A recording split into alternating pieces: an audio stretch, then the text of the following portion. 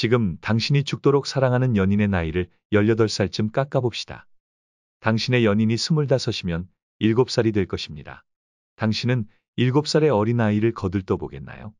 모든 남녀의 사랑은 어떤 모습이든 성욕이라는 본능을 근거로 하고 있습니다. 즉, 남녀 간의 사랑은 예외 없이 이 본능이 특수화되고 한정되고 개체화된 것뿐입니다. 성욕은 모든 행위 중에서도 가장 적극적이고 능동적으로 작용합니다.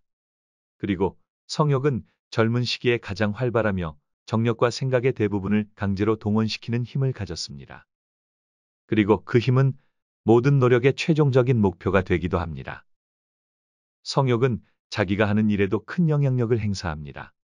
그것은 가장 진실한 일도 당장 중지시킬 수 있으며 위대한 정신도 혼란시킬 수 있고 모렴치한 사건을 일으키기도 하고 친구의 우정을 끊어버리고 견고한 마음의 사슬도 풀어버리며 많은 사람들을 희생시키고 생명이나 건강, 지위, 행복을 간단히 쓸어버리기도 합니다. 성욕이 부리는 행패는 이루 헤아릴 수가 없을 만큼 많습니다. 사랑의 목적은 그것이 비극이거나 희극이거나 인생의 여러 목적 중에서도 가장 장엄하고 소중한 것이기에 사람들은 그렇게 악착같이 대드는 것입니다. 그것이 바로 절대적인 생존의지를 배경으로 하고 있으며 거기에는 인류의 종족유지라는 신이 준 절대적인 사명감도 내재해 있기 때문입니다. 따라서 자신의 연인에 대한 절대적인 사랑이 아무리 훌륭하고 아름답다 해도 그 최종 목적은 오직 인류의 종족유지라는 사명감을 완수하는 데 있다는 것을 잊어서는 안 됩니다. 왜냐하면 사랑하는 사람이 서로 정신적 사랑만으로는 만족하지 않을 뿐 아니라 아무리 둘이 사랑을 확신하고 있더라도 멀리 떨어져 있거나 하면 아무런 위로가 되지 않음을 보게 되기 때문입니다. 한눈에 반하는 사랑을 주고받는 사이에는 이미 하나의 생명이 미래의 개성으로 작용하게 됩니다. 이성 간의 사랑의 본질은 언제 어디서나 똑같습니다. 상대의 특성이 각각 사랑을 베푸는 자와 받는 자가 주고받는 기대와 욕구가 잘 적응하는 경우를 이른다. 남녀 간의 사랑은 먼저 건강하고 체력이 뛰어나며 아름다움을 갖춘 상대를 선호하게 됩니다. 누구나 상대방에게 그런 조건을 갈망한다는 말입니다. 그 이유는 인간의 생존 의지가 본능적 기능을 강조하고 있기 때문입니다.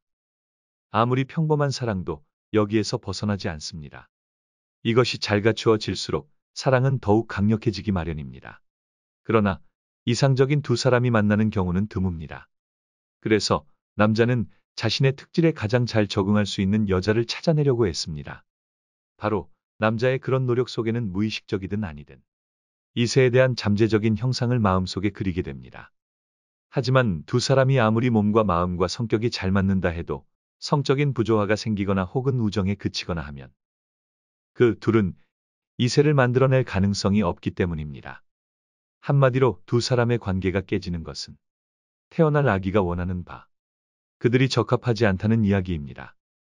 그와 반대로 외적 조건이 조화되지 못하거나 다른 사람이 보기에도 혐오스러운 사랑이 성립되는 경우도 있습니다. 그럴 때는 주위의 조건으로 두 사람이 결합하지 못하면 그들은 반드시 불행하게 됩니다. 그 이유를 확실히 밝혀낼 수는 없습니다. 하지만 겉으로는 조화롭지 못하지만 눈에 띄지 않는 조화가 그들을 부추기고 있는 것이 아닐까 생각됩니다. 이는 어쩌면 인류의 종족유지라는 자연스러운 의도일지도 모를 일입니다. 이성과의 관계란 서로의 마음은 맞지 않더라도 육체적인 만족이 유지되는 경우도 있습니다. 거기에는 강제적인 결혼이나 금전적인 성관계나 간음도 있을 수 있습니다.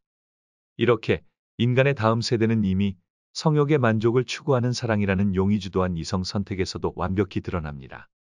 이미 잘 알려진 대로 남자는 여자와 성관계를 가진 뒤부터는 그 여자에 대한 호기심이나 집착력이 현저하게 떨어집니다. 다른 여자에 대한 매력과 호기심이 커지게 돼 있습니다. 따라서 남자와는 달리 여자는 한 남자와 성관계를 가진 뒤부터 오히려 집착이 더욱 커집니다. 그 이유는 무엇일까? 신이 인류의 종족유지를 위해 남자들에게 보다 많은 번식을 요구하고 있기 때문입니다. 남자는 끝없이 다른 여자를 탐내는데도 여자는 한 남자에게 충실하고 의지하려고 합니다. 자연적인 결과일 따름입니다. 그런 관점에서 보면 순결이란 남자에게는 부자연스럽고 거추장스러운 것일지라도 여자에게는 그렇지 않습니다. 따라서 예부터 여자의 외도는 남자에 비해 훨씬 더 엄격한 도덕적 잣대로 다스려온 것이 사실입니다. 자연을 거슬린다는 이유 때문이었다고 할 수 있습니다. 개성에 따라 이성에 대한 선호도가 다릅니다. 하지만 아름다운 상대를 원한다는 점에서는 다르지 않습니다. 아름답다는 것은 미적 감각을 말하나 주관적인 경향도 강해 한마디로 표현키는 어렵습니다. 남자들이 예쁜 여자를 원하듯 여자들도 건강하고 튼튼한 남자를 원합니다. 종족 보존의 가장 순수한 형태를 간직하고 싶어하는 본능 때문이기도 합니다. 그 다음으로는 자기에게 결핍된 부분을 채우려는 본능을 들 수 있습니다. 여자는 남자에게서, 남자는 여자에게서 자신이 갖지 못한 약점을 보완하고 싶어 합니다. 따라서 이성은 자기와는 정반대되는 결함을 찾아내어 기꺼이 매혹되어 버립니다. 그것이 다른 사람은 이해할 수 없는 남녀의 신비랄 수 있습니다. 키가 작은 남자가 키 큰 여자를 좋아한다거나 또는 흰 피부를 가진 사람이 어두운 피부를 좋아한다는 것도 하나의 예로 들 수 있습니다. 남자는 좋아하는 여자를 발견하면 강렬한 사랑의 욕구에 사로잡혀 그 여자와 누릴 수 있는 행복한 환상에 빠집니다. 그처럼 놀라운 열정이야말로 인류 종족 유지에 가장 필요한 조건 중에 하나일 수 있습니다. 남자는 그의 개성과 특질에 잘 적응하는 그런 여자가 나타나면 목숨을 바칠 희생적 사랑의 전사가 됩니다. 그가 이루려는 욕망이나 의지는 정말 대단합니다. 따라서 그 뜻이 이루어지지 않을 때에는 파멸도 서슴지 않을 수 있는 것입니다.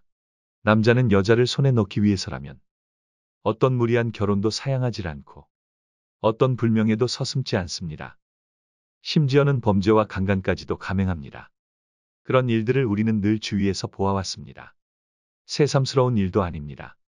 수벌이 안벌을 죽는 것도 종종 유지 본능인 것처럼 인간도 예외일 수는 없습니다. 인간의 의지가 본능에 좌우되는 것은 성욕 때문이기도 합니다. 그것은 곧 인류를 이 지상에 계속 존속시키려는 신의 의지에서 발견케 됩니다. 모든 본능이 그런 것처럼 성욕은 환상의 옷을 입고 의지에 작용하여 나타납니다. 일테면 인간의 에로스적 환상이 바로 그것입니다. 신의 계획 가운데 이 환상을 제압할 수 있는 무기는 아직 없습니다. 따라서 남자와 여자가 금아치와 같은 환락에 빠져 있는 순간 인류의 종족을 유지시키려는 신의 의지는 저절로 완성됩니다. 따라서 모든 개체가 성욕을 통해서 얻는 만족감은 종족 유지라는 신의 의도에 이바지한 대가에 불과한 것일 수 있습니다. 철학자 플라톤이 성적 쾌락이야말로 최대의 속임수라 말한 것은 바로 그런 뜻입니다. 이러한 견해는 동물들의 본능과 미적 감수성을 이해하는 데 도움이 됩니다. 다른 동물들도 인간처럼 교미라는 환각의 미혹에 빠져 평생을 노예처럼 봉사하게 되는 것도 결국은 종족 유지라는 목표에 헌신하고 있다고 볼 수 있습니다. 우리들은 내가 이렇게 뼈 빠지게 일하는 것은 자식놈 하나 잘 되는 것을 보기 위한 것이라는 말을 듣게 됩니다. 그 말에 이의를 제기할 생각을 없습니다. 그 이유는 우리에게 종족 유지 본능이라는 것이 있기 때문입니다. 겉보기에는 본능의 가장 큰 지배를 받는 것처럼 보이는 곤충류는 주관적 신경계통이 뇌보다 더 발달되어 있다고 합니다. 이는 곤충들이 객관적이고 확실한 지능의 지배를 받기보다는 주관적 욕정의 지배를 받고 있다는 것을 알 수 있게 합니다. 그것은 곧 곤충도 환상이라는 생리적 현상에 사로잡혀 있다는 증거이기도 합니다. 그 점에 있어서는 우리 인간 역시 다르지 않습니다. 임산부의 예를 들자면 임산부는 식성이 까다로워집니다. 그것은 태아의 영양을 공급하기 위해서입니다. 따라서 임산부는 태내로 흘러가는 혈액의 변화가 일어나면서 태아에게 가장 적합한 음식이 먹고 싶어지게 됩니다. 이 본능은 지능 때문이 아니라 감각적 환상의 지배 때문에 일어난다고 할 수 있습니다. 여자가 보다 많은 본능적 욕구를 가진 것은 남자보다 훨씬 많은 신경계통의 기능을 갖고 있기 때문입니다. 이렇게 사랑은 종족의 생식을 목적으로 하는 본능에 근거를 둔 어쩔 수 없이 수용할 수밖에 없는 운명적인 원리라는 것을 드러내고 있습니다. 인간은 누구나 이기주의자입니다. 본능은 뿌리가 깊습니다. 이기심은 타고나는 것입니다. 어느 누구든 다른 사람에게 감히 넌 이기주의자야 라고 말할 자격은 없습니다. 단지 어느 경우나 이기주의의 경중의 차이를 두고 서로 비난하거나 할 뿐입니다. 인간은 몸을 움직이는 순간 이기심이 발동됩니다. 따라서 생각과 동작 하나하나가 이기적인 타산이 개입되어 있다고 봐야 합니다.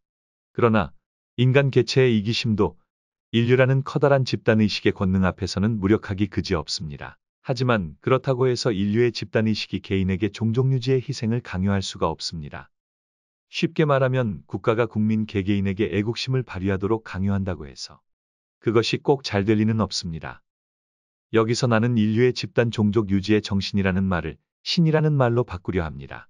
신은 인류가 지상에 오래 살아남게 하기 위해서 인간에게 환상이라는 묘약을 던져 주었습니다. 우리는 그것을 사랑이라고 말합니다. 하지만 실제로 사랑의 성적 환상이라는 묘약이 없다면 어느 남녀가 그토록 애써 서로 만나려고 할까요? 남녀가 데이트를 즐기려고 할 때 멋진 옷을 차려 입거나 수없이 거울을 보게 되는 그 처절한 노력이 성충동 때문이 아니라면 누가 그 힘든 일을 기꺼이 하겠나요? 인간 개체가 이 에로스적 환상에 속아서 그것을 행복과 만족으로 여기고 열심히 이기적인 집착에 매달리는 동안 신이나 또는 자연이 이루려는 인류 종족 유지의 목적은 달성됩니다. 그렇기는 하지만 사실 인간은 신의 노예가 돼버리고 맙니다. 인간의 성적 본능은 탐스럽고 환상적인 열매이자 묘약이라고 할 수 있습니다. 그리고 그것은 인류의 종족 유지를 위해 필수적입니다. 문제는 바로 거기에 있습니다. 만일 인간에게 성욕이 단순히 감각적 쾌락과 만족에 있다면 인간은 이성을 구하는데 그렇게 까다로울 수 있겠나요? 왜 사랑하는 사람은 키가 커야 하고 성격은 어떻고 용모는 어떻고 한다거나 건강과 가문과 재산이 어떻고 하며 따지게 될까요? 성적 욕구가 쾌락에 그친다면 상대가 어떻든 그만이 아니겠습니까? 우리는 그런 의문을 품을 수도 있습니다. 동물들도 그런지는 알 수 없지만 우리 인간만큼 상대를 고르는데 그토록 진지하지 않으리라는 생각입니다. 따라서 세상을 살아가는데 수없이 닥치는 위험과 재난 속에서도 다치지 않고 나아가 건강하고 아름다운 후손을 유지하기 위한 우리의 눈물겨운 노력이 곧 사랑이며 그 사랑은 성적 환상이라는 묘약을 전제로 가능한 것이라고 말할 수 있게 됩니다. 성적 매력에만 이끌려서 결혼하면 평생 후회와 탄식을 안겨줄 반려자를 얻을 것입니다. 여기까지 쇼펜하우어 이성과의 사랑에 관한 견해였습니다.